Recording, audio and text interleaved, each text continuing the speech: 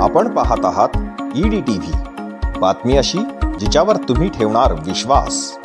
शाळांना दरवर्षी देण्यात येणारा 20% अनुदानाचा टप्पा लागू करावा, अन्यथा आम्ही तलावात उड्या मारून जीव देऊ बरं का, असा गर्भित इशारा स्वराज्य शिक्षक संघाच्या वतीने महाराष्ट्र राज्य शासनाला देण्यात आला आहे। गेल्या 4 दिवसांपासून जालना जिल्हा परिषदेसमोर हे शिक्षक शाळा व्यतिरिक्त सायंकाळी 4 ते 6 या वेळेमध्ये जिल्हा परिषदेसमोर आंदोलन करत आहेत। नमस्कार, मी खलसे MD जालना जिल्ह्यातून बोलत आहे। गेले कित्येक वर्षापासून सर आमच्या या प्रलंबित राहिलेल्या समस्या आहेत। आमची एकच मागणी आहे, आम्ही ठिकठिकाणी आंदोलन करतो, स्मशानभूमी असेल किंवा आझाद मैदान असेल, परंतु आमच्या ह्या प्रश्न पूर्णपणे अजून सुटलेला नाही आहे। आत्ताच मागच्या वर्षी पण देखील आम्ही ऑक्टोबर-नोव्हेंबरमध्ये मुंबई येथे आंदोलन केलं होतं।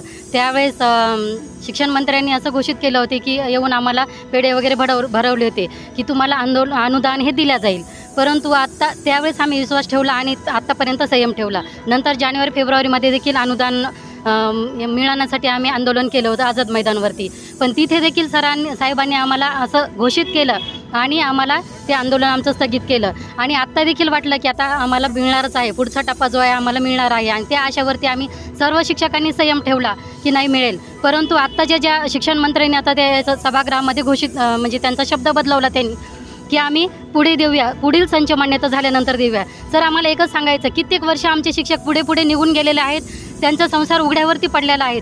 पुढे आम्हाला हा शब्द नको आहे, आम्हाला आत्ताच याच वर्षी 2024 पासून 1 जानेवारी 2024 पासून आम्हाला अनुदानाचा पुढचा टप्पा हवा आहे। त्यासाठी आम्ही इथं सर्वजण बसलेलो आहोत आणि गेल्या कित्येक वर्षापासून हा आमचा जो संघर्ष आहे हा कुठेतरी थांबला पाहिजे, यासाठी आम्ही इथे बसलेलो आहोत आणि हीच विनंती आमची शासनाला आहे। राज्याचे शिक्षण मंत्री आदरणीय दीपकजी केसरकर साहेब आम्हाला नेहमी सांगत असतात की विद्यार्थ्याचा विचार करा, तुम्ही विद्यार्थ्याचं नुकसान होऊ देऊ नका। अगदी तोच धागा पकडून आम्ही या ठिकाणी आंदोलन करण्याचं ठरवलं आणि विद्यार्थ्याचं शैक्षणिक नुकसान होऊ नये म्हणून शाळा सुटल्याच्या नंतर 4 ते 6 या वेळेत आम्ही या ठिकाणी आंदोलन करतो आहे। 12 जुलैपासून आंदोलनाला सुरुवात झालेली आहे आणि यामध्ये जो काही शनिवार असतो त्या शनिवारच्या दिवशी आम्ही अर्धा दिवस आंदोलन करतो आहे आणि रविवारी पूर्ण दिवस या ठिकाणी आंदोलन करतो आहे। आणि जे शिक्षण मंत्र्याचं म्हणणं आहे तेच आम्ही खरं करून दाखवणार आहे।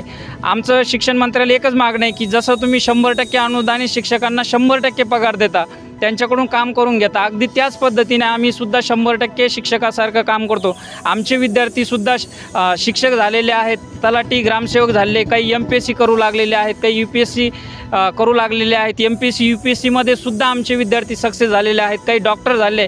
आजही आम्हाला काही आजार झाला तर आम्ही त्या डॉक्टरांकडे जाऊ लागलेलो आहे, पण अद्यापपर्यंत आम्हाला या ठिकाणी पगार मिळाला नाही। म्हणून माझी सरकारला विनंती आहे, आदरणीय मुख्यमंत्री असतील, उपमुख्यमंत्री असतील, शिक्षण मंत्री असेल, की आपण आम्हाला या ठिकाणी आमचा टप्पा वाढ द्यावा, ही या ठिकाणाहून मी विनंती करतो।